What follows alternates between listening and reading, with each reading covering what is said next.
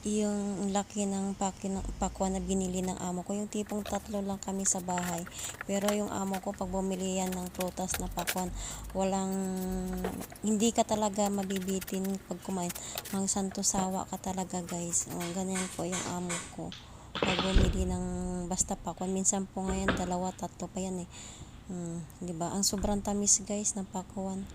Yan. Basta pakwan lang po yan. Hindi ka mabibitin pag kumain. Ganyan po kabait yung amo ko. Basta sa dating sa kahit anong klaseng pagkain, hindi ka po talaga mabibitin. At magsantusawa ka talaga pag kumain. Ganyan po yung amo ko pag bumili ng pakwan. Ayan po, iniwa-iwa ko na po yan. Tapos babalutan ko po yan ng plastic na at saka ilagay sa rip. Ayan. Tinikman ko na nga. Ayan, ang tamis. Ayan na guys. Ayan. Babalutin ko po yan ng plastic at ilagay sa rip. Ayan na po guys. Sobrang tamis po ng pakwan. Napaka sarap. Ganyan po yung amo ko. Hindi ka mabibitin pag kumain. Walang limit. Magsantusawa kapag kumain.